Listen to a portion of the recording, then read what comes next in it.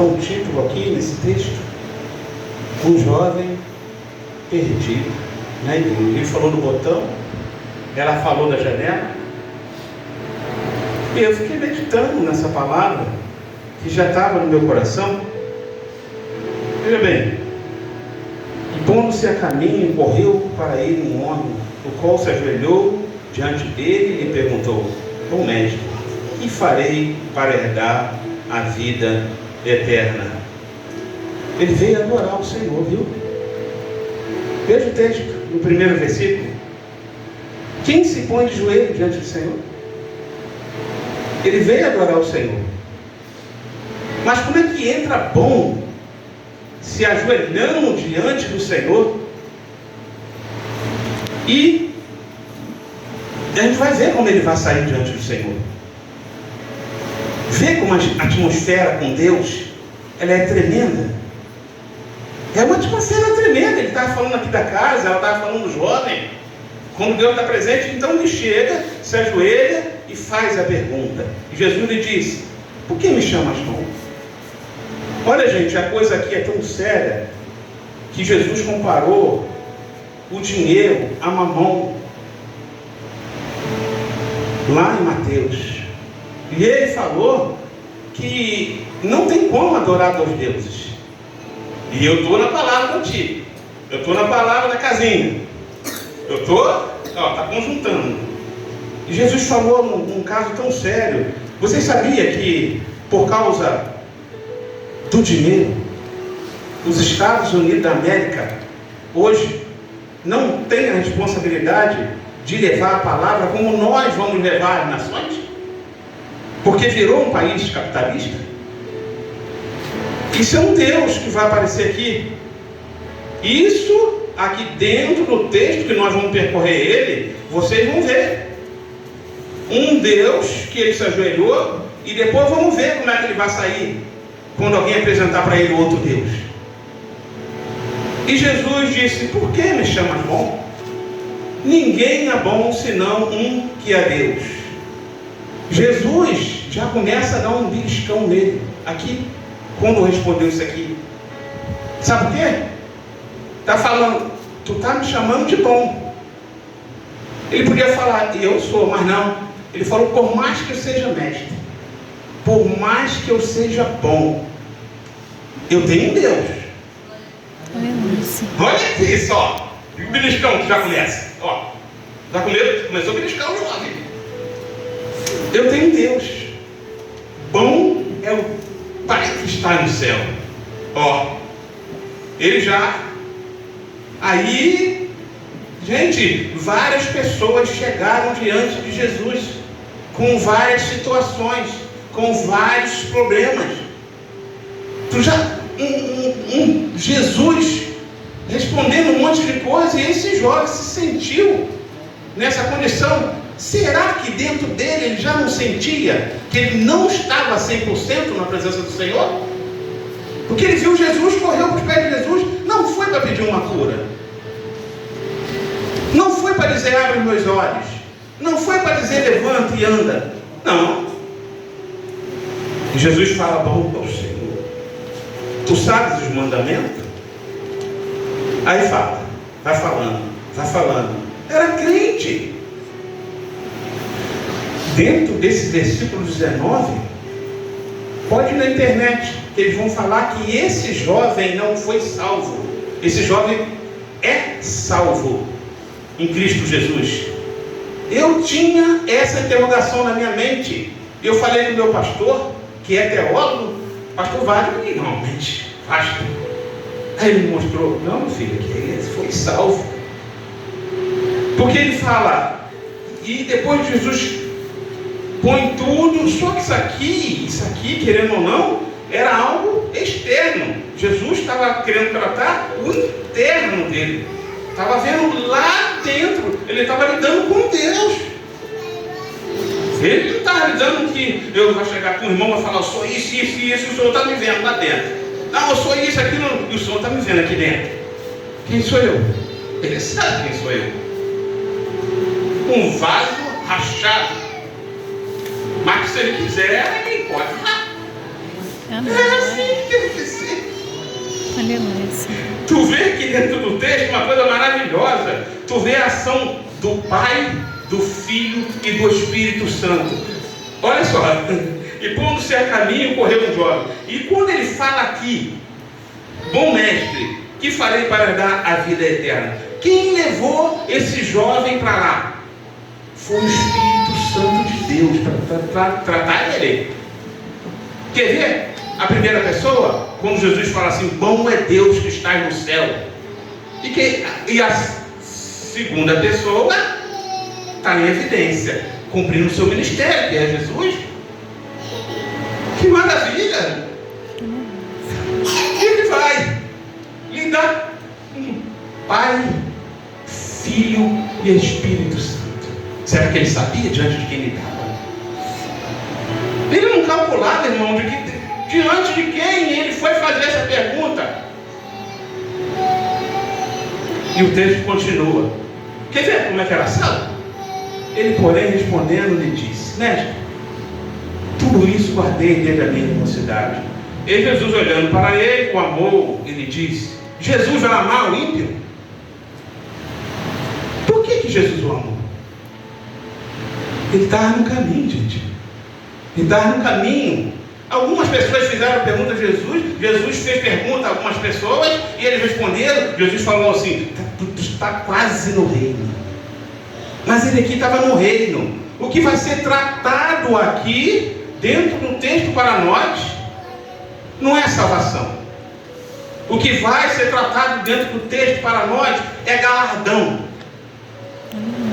Sabe o quê? Tinha algo nele que não deixava ele trabalhar para o Senhor.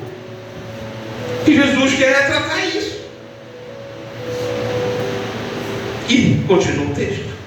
E Jesus, olhando para ele, o amou e lhe disse, falta-te uma coisa. Aí que é o problema sério.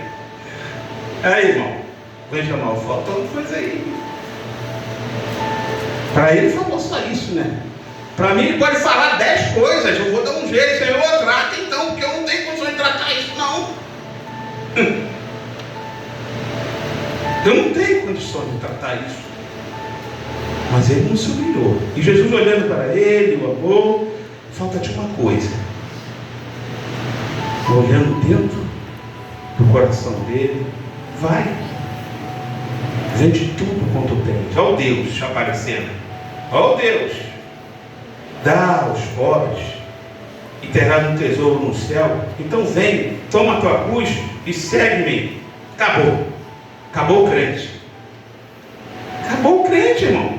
Você não vê aqui o que vai acontecer com esse jovem. Que missão que tem um pastor para falar a verdade e às vezes a gente fica triste. Lá em Hebreus 12 está escrito que a correção, por um tempo, deixa a gente amuado, depois a gente toma tiro e fala, não é que é verdade? Tem vezes, olha, dentro de mim eu vim para essa aula e falei, não quero nem chegar perto do pastor para pedir orientação. E vou botar um troço na cabeça que vai falar que é outro e eu vou ficar ruim e triste.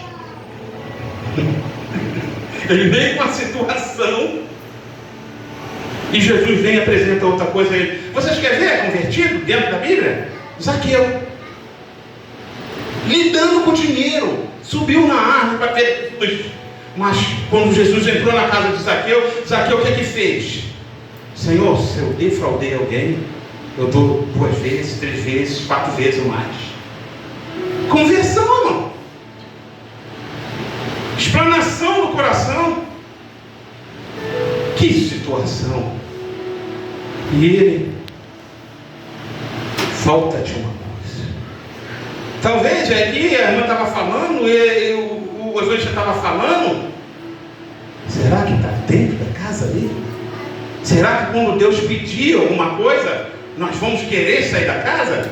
Será que não tem algo dentro de nós, mocidade, que Deus precisa arrancar? Ou talvez você precisa tirar? Porque ele precisava tirar essa coisa de dentro dele. Tomou proporção. Você agora imagina se isso era fácil para esse jovem. Uma pessoa rica, com dinheiro, estava na pompa. Todo mundo mundo respeitando, todo mundo almejando, todo mundo levando. Como não vai pensar em galardão?